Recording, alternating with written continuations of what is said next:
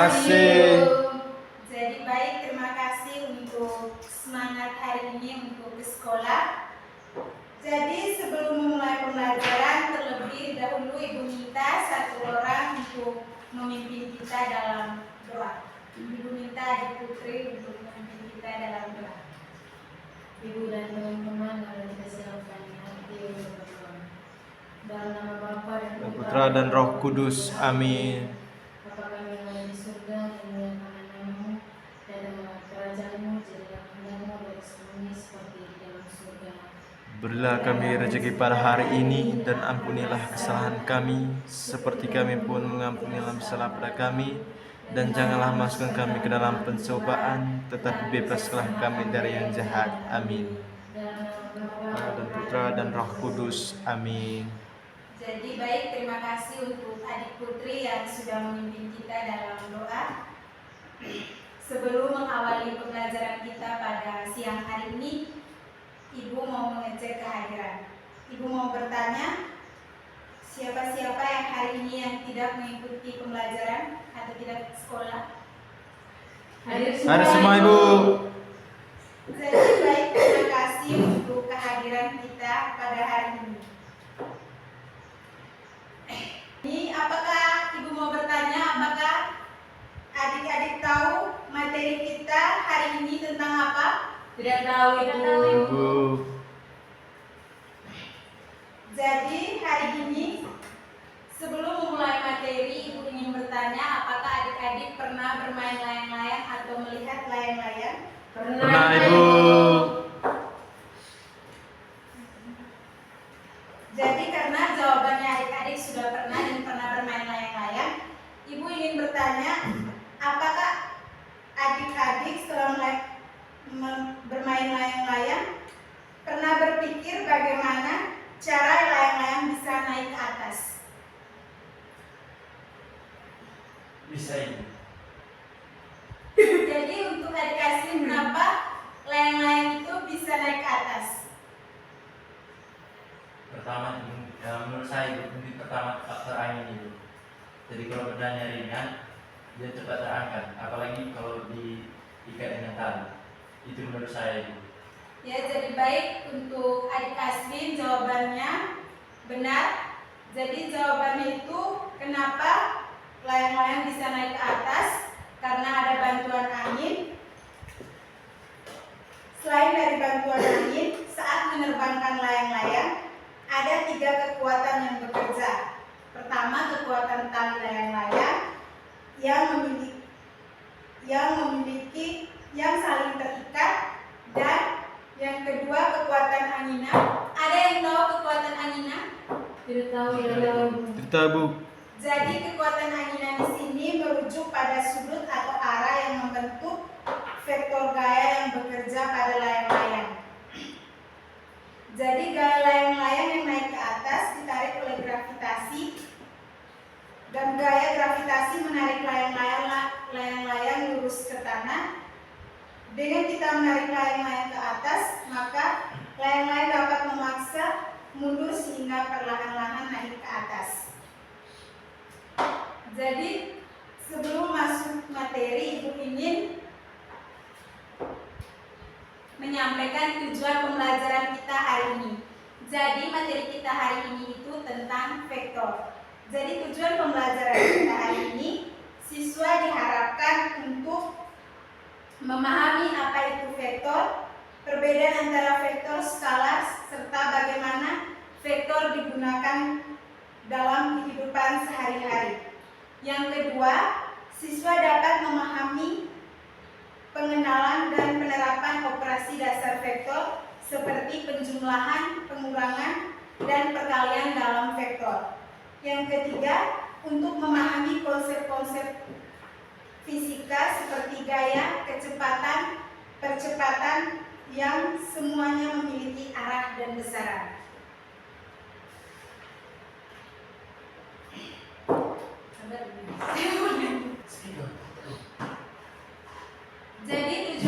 Jadi setelah menyampaikan tujuan tadi, kita masuk ke pembahasan tentang materi vektor. Jadi siapa yang mengetahui tentang vektor? Saya Ibu. Ya, untuk adik Asin. Menurut saya Ibu, vektor yaitu besaran yang mempunyai nilai dan arah. Terima kasih Ibu. Mungkin ada adik-adik yang tahu tentang vektor? Tidak tahu.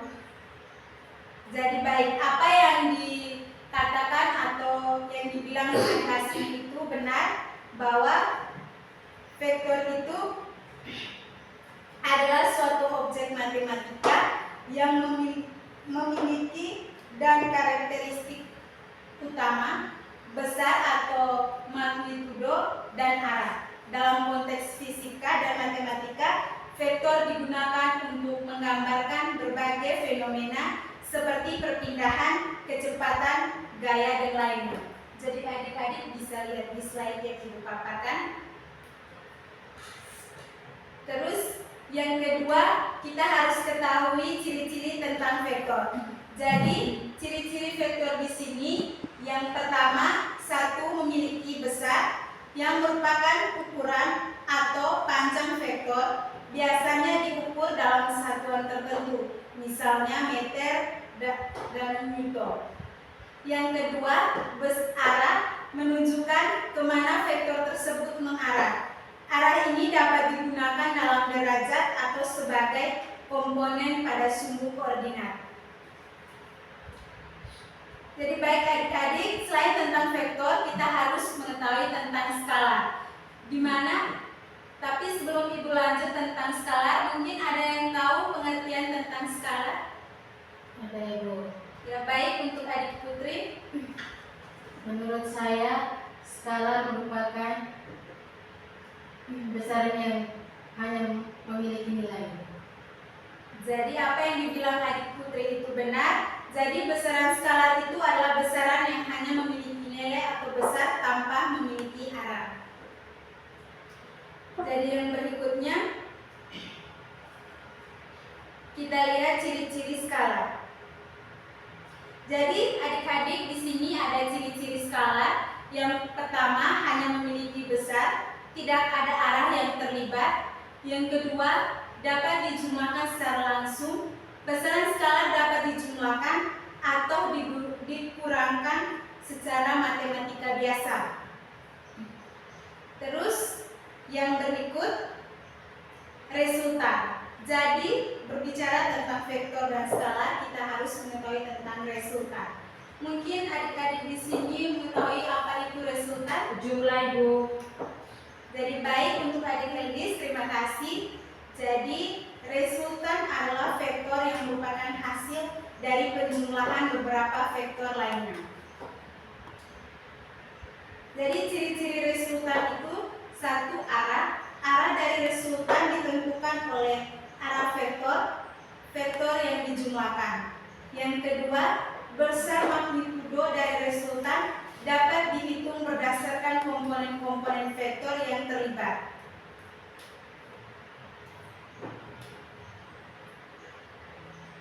Jadi kita masuk ke penjumlahan vektor.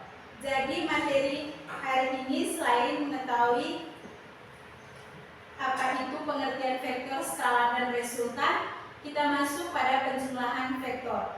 Jadi penjumlahan vektor adalah proses menggabungkan dua atau lebih vektor untuk mendapatkan vektor baru yang disebut resultan. Ada beberapa metode untuk melakukan penjumlahan vektor, baik secara grafis maupun analitik. Jadi yang pertama, metode grafis dibagi beberapa.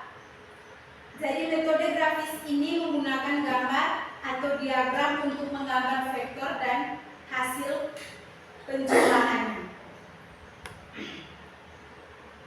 Jadi yang pertama, menggambar vektor. Setiap vektor digambar dari titik awal ke titik akhir sesuai dengan arah dan besar.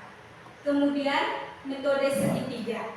Di sini metode segitiga, vektor yang pertama digambar, kemudian vektor yang kedua digambar dari ujung vektor pertama. Resultan adalah vektor yang mengembangkan titik awal vektor ke titik akhir vektor. Yang ketiga, metode jajar genjang. yaitu dua vektor yang digambarkan dari titik yang sama membentuk jajar genzang. Jadi adik-adik dalam menggambar metode grafis itu kita ketahui ada 3. Yang pertama, metode segitiga.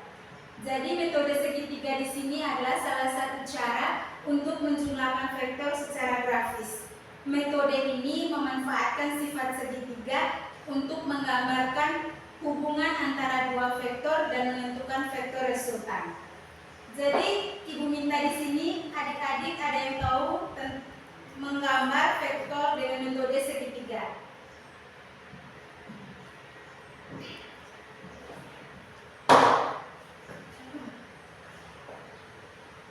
Jadi Ibu minta satu orang untuk menggambar metode segitiga. Baik Ibu.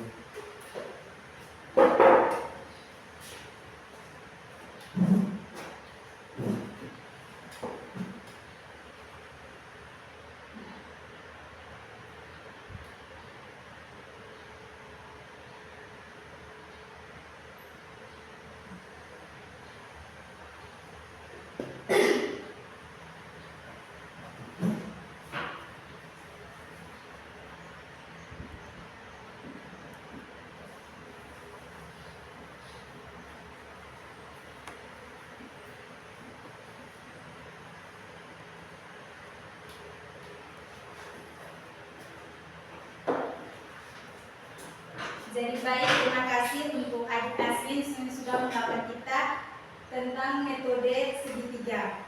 Yang kedua kita masuk ke metode jajar genzang. Di sini metode jajar genzang adalah salah satu cara untuk menjumlahkan vektor secara grafis. Metode ini menggunakan bentuk jajar genzang untuk menentukan vektor resultan dari dua vektor yang dijumlahkan. Jadi adik-adik bisa lihat ini gambar, contoh gambar metode jajar genzang. Yang berikut metode poligon. Jadi metode poligon adalah teknik grafis yang digunakan untuk menjumlahkan beberapa vektor sekaligus dengan cara yang matematis. Ini gambar metode poligon.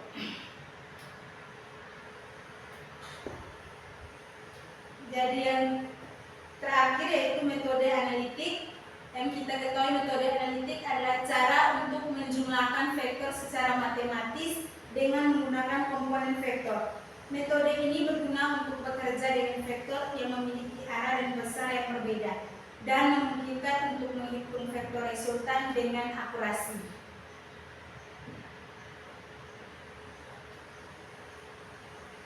Jadi itu saja materi yang Ibu paparkan hari ini tentang vektor dan penjumlahan vektor. Selanjutnya Ibu minta kepada adik-adik untuk duduk dalam kelompok untuk menyelesaikan LKPD yang Ibu siapkan. Yuk Ibu. Baik Bu. Jadi adik-adik diminta duduk dalam 2 kelompok karena Ibu menyiapkan 2 LKPD. Baik Bu. Baik, Bu. Terima kasih, Bu. Iya. Iya, Ibu dari foto. Ini Pak, diskusikan lagi bagaimana. Kita lagi 4 ekor. Ada yang sudah mengerjakan LKPD-nya? Sudah Bu. Jadi Ibu minta dari setiap kelompok untuk maju menyampaikan hasil diskusinya. Jadi Ibu minta untuk kelompok 1 yang maju duluan untuk menyampaikan hasil diskusinya. Baik Ibu.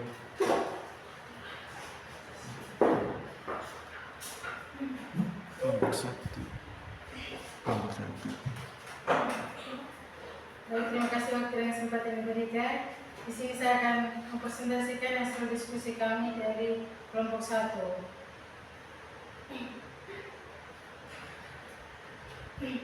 Bagaimana permainan layang-layang termasuk ke dalam materi vektor? Jawabannya, permainan layang-layang melibatkan berbagai jenis vektor seperti gaya, kecepatan, dan arah.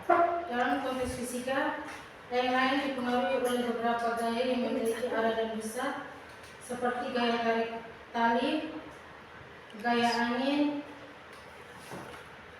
Gaya angin memberikan gaya dengan arah tertentu yang menyebabkan layang-layang terbang. Besarnya gaya angin juga mempengaruhi gerakan layang-layang. Yang terakhirnya itu gaya gravitasi.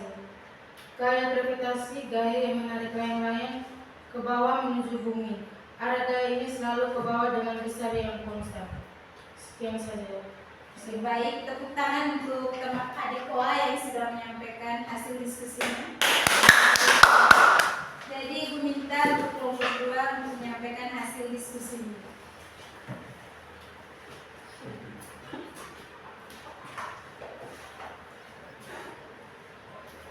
Baik, terima kasih waktu dan kesempatan yang diberikan kepada kelompok kami.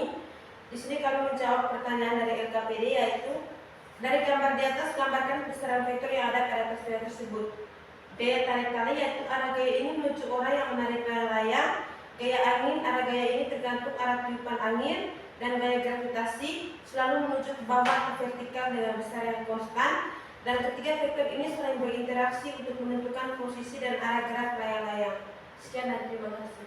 Jadi tepuk tangan untuk adik Helis yang sudah menyampaikan hasil diskusinya. Jadi baik adik-adik, kita sudah melewati dan kita sudah belajar tentang materi vektor dan penjumlahan vektor. Jadi Ibu minta ada Aswin untuk mengumpulkan kembali LKPD yang Ibu berikan untuk Ibu ambil nilai. Baik. Iya deh.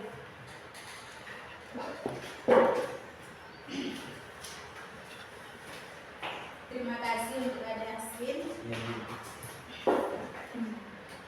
Yang di Jadi baik, materi kita sampai hari ini saja. Besar harapan Ibu semoga yang Ibu sampaikan tadi di pembelajaran bisa dimengerti dan Ibu diulang. Jadi baik, terima kasih. Hari ini kita dalam pembelajaran kita sudah menyampaikan tentang materi vektor. Jadi besar harapan Ibu apa yang materi Ibu sampaikan pada siang hari ini, harapan Ibu bisa dimengerti. Jadi untuk materi minggu depan tentang pengurangan vektor. Jadi sebelum mulai pembelajaran, Ibu harap adik-adik semua bisa belajar terlebih dahulu tentang pengurangan vektor. Jadi sebelum mengakhiri kegiatan pembelajaran kita pada siang hari ini, Ibu minta satu orang untuk memimpin kita dalam doa. Ibu dan teman-teman, mari kita mengambil kita berdoa dalam nama Bapa dan Putra dan Roh Kudus. Amin. Namamu yang kudus tetap kami puji hari ini, esok dan sepanjang segala masa. Amin. Dalam Bapa, Putra dan Roh Kudus. Amin.